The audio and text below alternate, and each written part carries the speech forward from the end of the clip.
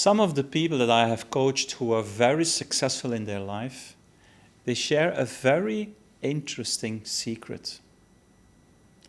And that secret is that underneath their achievement, underneath their success, there is something behind that which is not what we expect.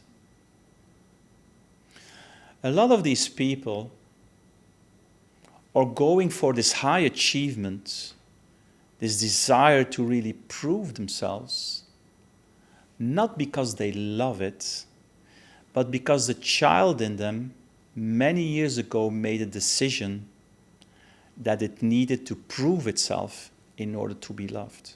You have two types of ways to go for achievement. One is it's a normal expression of who you are. It's a normal drive out of fullness to prove what your capabilities are. But the other one is more challenging because it is trying to prove out of your achievement that finally you're enough, that you've proven that you're worthy, that you're proven that you're loved. And that is something you see in a significant amount of high achievers. A lot of high achievers, they've become high achievers because they are trying to compensate for the pain of not being seen or not have been visible when they were a young child. And somewhere down the line, as a child, they have created a strategy for themselves. And the strategy is, okay, clearly my parents or my caregivers do not see me. I'm not worthy enough. I don't deserve enough love. So I am going to do everything I can to prove that I'm really worthy. That I am worthy enough to be around here on this planet. That I'm worthy enough to deserve love. That I'm worthy enough to deserve attention. And because of that decision, they start going for success. And that success can be huge. They can become a top CEO. They can become one of the best entrepreneurs. But what they're really doing is they're trying to mask that pain. They're trying to resolve that pain. They're trying to resolve the fact that they have been invisible. And what they find out in life is that whatever they do, whatever success they have, whatever success they create in their outside world, it is never enough.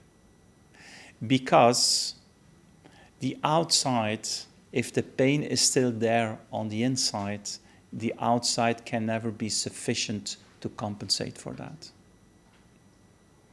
And what you see in a lot of these people is that the more success they have, the less really it satisfies them. I've had people say to me, well, Chris, everyone here around me applauds me. I am the star of the town. But honestly, inside I really feel empty. But I can't show this because I have this role, I have this position. And it wouldn't be nice to not be thankful or grateful for all the success I have.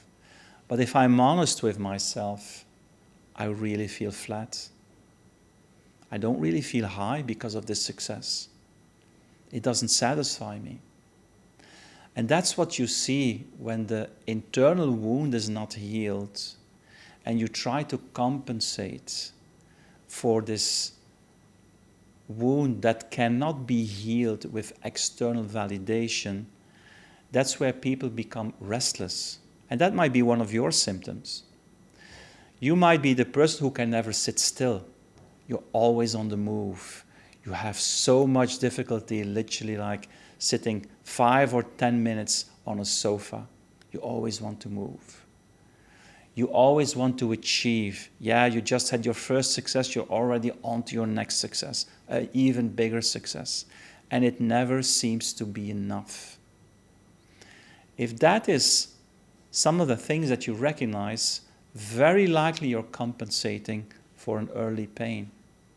And what you will find out, no matter how much money you have, no matter how much money you make, no matter how many times you can say, I'm a millionaire or I'm a billionaire, that wound will still be there. Because the pain needs to be solved on the inside. It is a nervous system load. It is the pain from the young child that needs to be addressed. And that pain can be mapped, can also be transformed, and it can also be changed. And the moment you change it, the moment you really resolve that pain, then you will come to a situation where you are and successful, a millionaire or a billionaire, or whatever you want to achieve in sports or the topic of focus in your area, and also feel satisfied inside.